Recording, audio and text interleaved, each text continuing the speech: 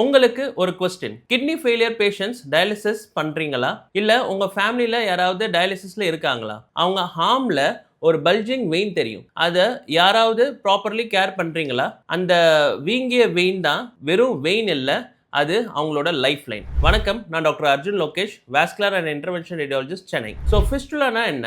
Dialysis பண்ண பிளட்டை பாடியில இருந்து எடுத்து கிளீன் பண்ணி திரும்பி போடணும். அதுக்கு ஒரு ஸ்ட்ராங்கான ரிலையபிள் ஆக்சஸ் வேணும். அதுதான் ஏவி ஃபிஸ்டுலா. ஆர்டரியையும் வெயினையும் சர்ஜிக்கலி கனெக்ட் பண்றோம். ஆர்டரியில இருந்து ஹை பிரஷர் பிளட் வெயினுக்கு போகும், வெயின் பெருசாகும், ஸ்ட்ராங் ஆகும். அந்த வீங்கிய வெயின்ல நீடில் போட்டு டயாலிசிஸ் நடக்கும். இது பாடியோட ஓன் டிஷ்யூ, பிளாஸ்டிக் டியூப் இல்ல, ஃபாரின் மெட்டீரியல் இல்ல. அதனால ஃபிஸ்டுலா தான் பெஸ்ட் ஆக்சஸ் ஃபார் டயாலிசிஸ். இதுக்கு என்ன ப்ராப்ளம் வரலாம்? ஃபிஸ்டுலா லைஃப் லாங் யூஸ் ஆகும்போது சில ப்ராப்ளம்ஸ் வரலாம். ப்ராப்ளம் 1 என்னன்னா ஸ்டெனோசிஸ். வெயினுக்குள்ளார நேரோயிங் வருது, பிளட் ஃப்ளோ குறையும். இதனால டயாலிசிஸ் அடிக்குவேட்லி நடக்காது. பேஷண்ட்டுக்கு தெரியாமலே குவைட்டா கெட்டுக்கிட்டே போகும். ப்ராப்ளம் நம்பர் 2 த்ராம்போசிஸ்னு சொல்லுவோம். இந்த ஸ்டெனோசிஸை நம்ம ட்ரீட் பண்ணலன்னா இந்த நேரோயிங்னால ஃபிஸ்டுலாக்குள்ளார கிளாட் ஃபார்ம் ஆகலாம். அதனாலே ஃபிஸ்டுலா கம்ப்ளீட்டா பிளாக் ஆகலாம். அந்த மொமெண்ட்ல தான் டயாலிசிஸ் கம்ப்ளீட்டா நின்னுடும். எமர்ஜென்சியா ஆக்ட் பண்ணணும் இந்த கண்டிஷன்ல. ப்ராப்ளம் நம்பர் 3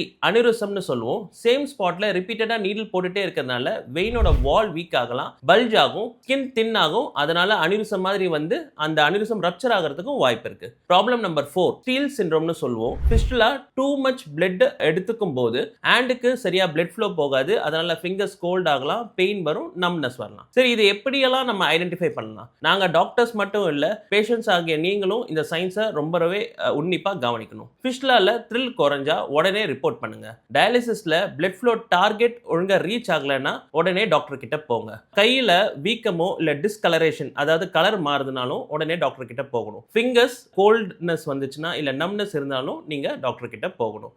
எந்த ஒரு டவுட் இருந்தாலுமே ஃபிஸ்டுலால ஒரு டாப்லர் அல்ட்ராசவுண்ட் கண்டிப்பா நீங்க பண்ணணும். சரி, சொல்யூஷன் என்ன? ஆஸ் அன் இன்டர்வென்ஷன் ரேடியாலஜிஸ்ட் இந்த ப்ராப்ளமை சர்ஜரி இல்லாம நாங்க ஃபிக்ஸ் பண்ணுவோம். ஸ்டெனோசிஸ்க்கு பலூன் ஆஞ்சியோபிளாஸ்டின்னு ஒரு ப்ரொசீஜர் பண்ணுவோம். இந்த நேரோடு வெயின்ல துளை மூலமா ஒரு கத்திட்டர் மாதிரி போட்டு அந்த நேரோ ஆன செக்மெண்ட்டை நாங்கள் ஒரு பலூன் போட்டு இன்ஃப்ளேட் பண்ணுறதுனால அந்த வெயின் விரியும், திரும்பியும் பிளட் ஃப்ளோ நார்மலாக ரீஸ்டோர் ஆகும். அதே மாதிரி த்ராம்போசிஸ்க்கு த்ராம்போலைசிஸ் ஆர் த்ராம்பக்டமின்னு ஒரு ப்ரொசீஜர் பண்ணுவோம். கிளாட்டை டிசால்வ் பண்ண ட்ரக்ஸ் போடுவோம் கத்திட்டர் மூலமா, இல்ல மெக்கானிக்கல் டிவைஸால இந்த கிளாட்டையே ரிமூவ் பண்ணுவோம். ஹவர்ஸ்ல ஃபிஸ்டுலா திரும்ப ஒர்க் ஆகும்.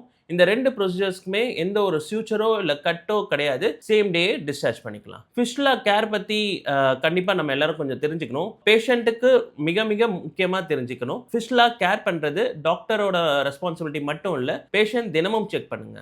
தினமும் காலையில் ஃபிஸ்டுலால த்ரில் ஃபீல் பண்ணுங்க. த்ரில்ன்றது ஒரு பஸ் மாதிரி ஒரு வைப்ரேஷன் ஃபீல் உங்களுக்கு அந்த ஃபிஸ்டுலா மேலே கையை வச்சா நீங்கள் உணர முடியும். அது கண்டிப்பாக இருக்கணும். ஃபிஸ்டுலா ஹார்மில் பிபி கஃப் போடாதீங்க, டைட் ட்ரெஸ் வேர் பண்ணாதீங்க. ஒரு பில்லோ வச்சு ஃபிஸ்டுலாவோட ஹார்முக்கு எப்பவுமே சப்போர்ட் பண்ணுங்க. நீடில் சைட்டை ரொட்டேட் பண்ணிக்கிட்டே இருக்கணும். ஒரே இடத்துல திரும்ப திரும்ப அந்த நீடில் ஆக்சஸை நம்ம பண்ணக்கூடாது. எனி ரெட்னஸ் இல்லை கையில் ஒரு ஸ்வெல்லிங் இல்லை வார்ம்த் ஏதாவது ஏற்பட்டுச்சுன்னா உடனே நீங்கள் டாக்டர் கிட்ட ரிப்போர்ட் பண்ணுங்க. ஃபிஸ்டுலாவை நம்ம ஒழுங்காக காப்பாற்றினா டயாலிசிஸ் லைஃப் ஸ்மூத்தாக போகும். ஸோ சம்மரி என்னன்னா, ஃபிஸ்டுலா டயாலிசிஸ் பேஷண்ட்ஸோட ஒரு most important asset. Stenosis clot வந்தாலும் இன்டர்வென்ஷனல் ரேடியாலஜியில் ட்ரீட் பண்ணலாம். சர்ஜரி தேவையே இல்லை. ஏர்லியா ஐடென்டிஃபை பண்ணா ஃபிஸ்டுலாவை நீண்ட காலம் பிரச்சனையே இல்லாமல் யூஸ் பண்ணலாம். நன்றி.